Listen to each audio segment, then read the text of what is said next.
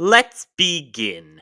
I'm going to make a tier list of all sorts of things that end in the word worm. Last week we covered plenty of real worms and plenty of less than real worms. Let's start it off with a reminder of the big three worm types. Segmented worms are most likely what you think of as worms. They include the earthworms, tube worms, and bloodworms from last week. We'll continue to touch on species because they are the most diverse group.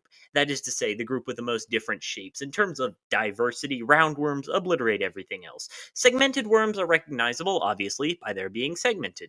For however much it means, segmented worms are the most complex group, with a defined head segment called the prostomium and a neck called the peristomium. They are covered in setae, or small hairs. Most importantly, worms have a massive cavity inside of them full of water. This serves as a skeleton that absorbs shock directed at the more sensitive innards. This does leave them vulnerable to drying up, as some of them live out of water. Annelids come in a variety of forms and lifestyles, from the soil to the ocean to the coral reefs to the ring to the pen to the king. This tier list could only describe members of this phylum and still have enough material, and only one of them would be a parasite. I'm proud to see it in S tier. Flatworms, or platyhelminthes, or flatworms, are not that. Beyond tapeworms, they don't have too many interesting species. Basically, they're all flat, their digestive tract is two-way, and they don't have a bag of water inside them.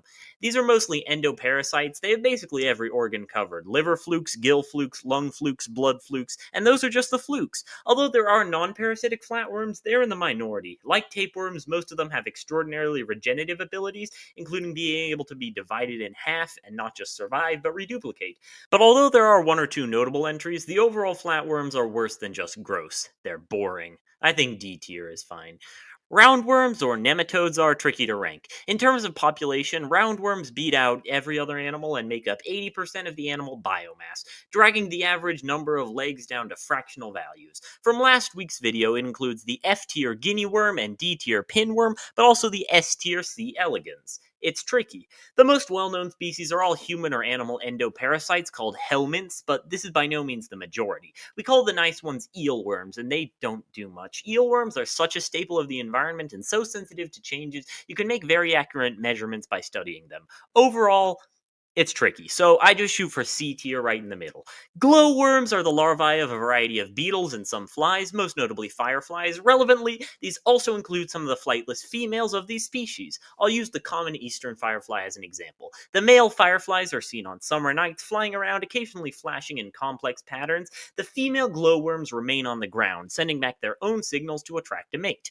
But they're not the only ones. Climbing about the grass, the orb weaver spider sees the display up above. She's already been fertilized, but she needs food to increase her fecundity, and she's captured a firefly. Instead of eating him, however, she traps him, prodding him with her venom until he's only capable of producing dull flashes, just like a glowworm. This forcible female mimicry attracts more males for the orb weaver to feed on.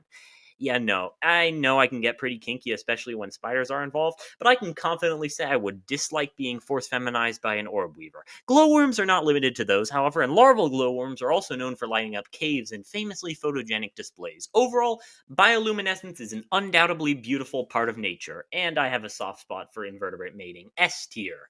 Oh, here's a good one. The Lindwurm is a Germanic mythological creature, cognate with English lithe worm. This word meant worm back in the day, but could also refer to a Germanic dragon. A point I made an entire video about is that the word dragon is wretched to translate, but it's not hard to see the similarities. They are a big snake-type thing, often with horns, and whether it has legs or not depends on how close it is to Greece. Although Christianity, often literally, tended to kill off dragon lore, the myth of the Lindworm stayed strong in Sweden and Denmark into the 19th century. Notably, a fairy tale called Prince Lindworm. A queen wants to have children, and after some less than Christian rituals, which she may have botched, she gives birth to a beautiful baby boy and a Lindworm, which disappears. Years later, when her son is to get married, the Lindworm comes around. Obviously, the youngest son can't be married before the eldest, so the Lindworm needs a bride. This proves to be a difficulty because he eats the two princesses offered to him. The king ropes in some random peasant girl who gets a blessing from a mysterious old woman teaching her what to do. So, when she goes to consummate the marriage, she tells him to shed his skin until he's fully naked. Then she takes a bunch of straps, soaks them in lye, and whips him. Then she bathes him in milk, which of course turns him into a beautiful prince. Earlier accounts of the Lindworm were rampant in Austria, centered on the discovery of a skull of what we now know was a woolly rhinoceros, but was reconstructed, the first recorded instance of reconstructing an extinct animal, as a Lindworm that stands proudly in Klagenfurt. The Lindworm is also often said to be the origin of the French Guivre and ultimately the English wyvern, though a bit more loosely. The Lindworm was associated with greed, from the queen eating both roses and the dwarf Fafnir, who was cursed with insatiable greed that ultimately turned him into a dragon. If you've been following the lore of Master Inkard, you may know I've been doing some world building in Hell, and for the life of me, I can't decipher the difference between gluttony and greed, so I will only give it a B tier. Out of left field. Most of these worms are decidedly invertebrates. In fact, this series is mostly a spotlight on some usually hackneyed invertebrates. But blindworms, or slow worms, are a group of legless lizards. Snakes are the most famous, but lizards have lost their legs a number of times to facilitate movement underground. The biggest advantages of snakes are extra sensory organs at the face and much higher jaw mobility. For their part, slow worms have much larger tongues and eyelids that allow them to blink obstructions away. The name blindworm comes from their much smaller eyes, though these are still fully functional, and the name slowworm comes from the fact that slow is an old name for slowworms. They can drop their tails, in fact they're very fond of it, and they don't even bother to regrow the tail, simply because they don't need it. They're some of the longest lived reptiles and aren't endangered but are protected in the UK. Overall, I just like how they look. Very sleek design, 8 out of 10, A tier. As time passes, one species evolves into many, so it stands to reason that as you go back in time, many related species converge back to one. Every single animal that exhibits some degree of bilateral symmetry at any point in its life converges to the Urbilaterian, the common ancestor of the enormous clade Bilateria. Mind you, we have no evidence that such a creature exists, other than the fact that it must, given our current understanding of cladistics. Sort of like PIE, actually a lot like PIE. Tasked with reconciling the vastly different Nephrozoa and Xenocoelomorpha, it's difficult to get a finger on what they looked like, whether they had a coelom or nephrons, a digestive tract or a blind gut, or even a heart and a brain. But there are two big things. As you recall, all animals start life as a ball. By now, that ball is actually two balls, one of which will become your innards, and the other which will become your outards. But the Urbilaterian took a revolutionary step by inventing the middle-irds. More importantly, as the name suggests, it must have been bilaterally symmetrical.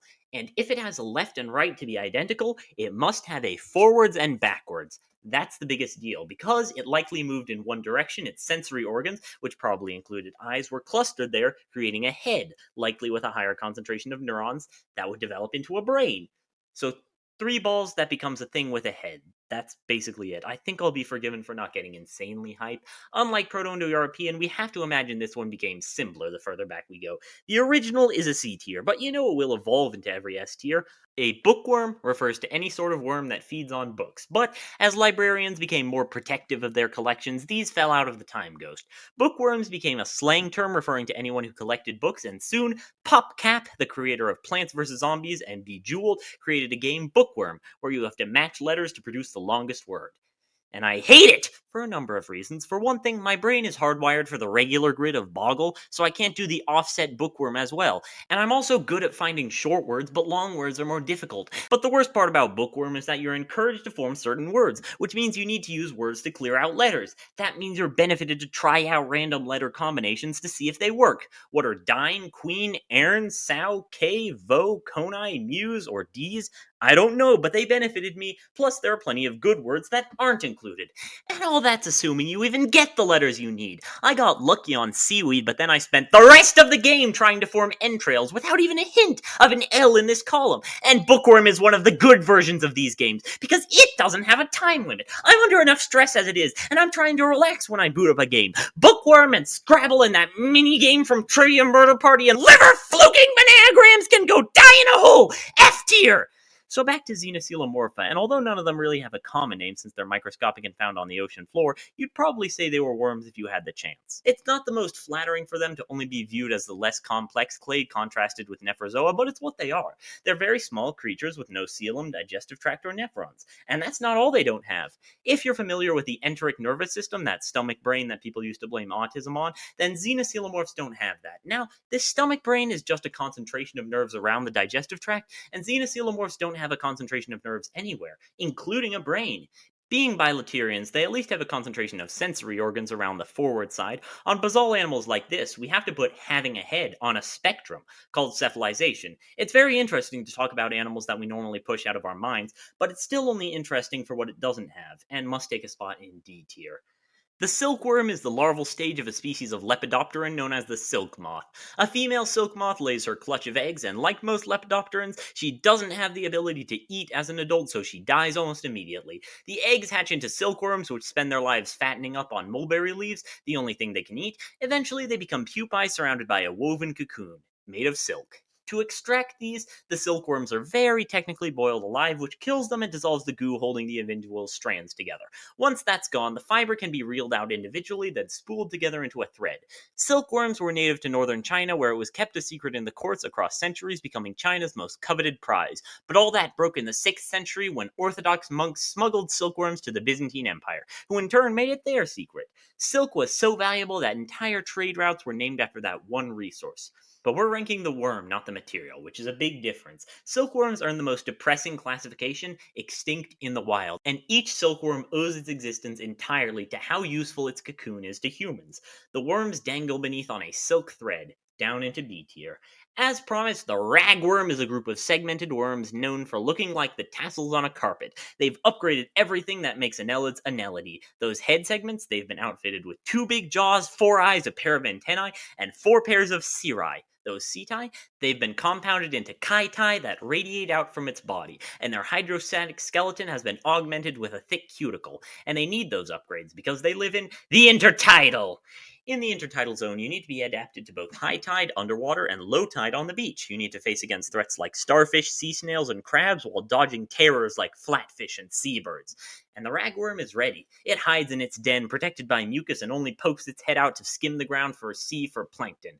When the going gets tough, it can subsist on waste that other animals simply can't, including feces. You gotta love a survivor, and the ragworm is a power bottom feeder. A tier. The Shaikhalud, or sandworms, are enormous predatory worms native to the planet Arrakis. The Fremen seem to regard them as a sapient godlike creature, which is enforced by the idea that they are frequently referred to as territorial. They serve a relevance in the plot by hindering House Atreides' attempts to harvest melange, a drug necessary for space travel. The worms are also notable because in their larval form they produce a substance that makes up an integral part of this spice. They can be ridden by the Fremen, a skill Paul Atreides needs to learn to become the Lisan al-Gaib. The trope of giant sandworms is present in World of Warcraft, Beetlejuice, and Tremors, all of which are fine, and the sandworms also have a special place in my heart. The first time I lost my virginity was to the Dune Part 1 promotional popcorn bucket, a memory I still cherish to this day. But memories are no substitute for the real world, and lest we forget how much blood was spilt over that dang spice. Also, they die instantly when they touch water. The bitter taste leaves it only an A tier. I can't believe I ran out of time before I ran out of worms again, so there will be a third video on this topic, but not right now, maybe in a month. Unless you guys want it, so if this video gets 500 likes by Monday, that is next week's topic.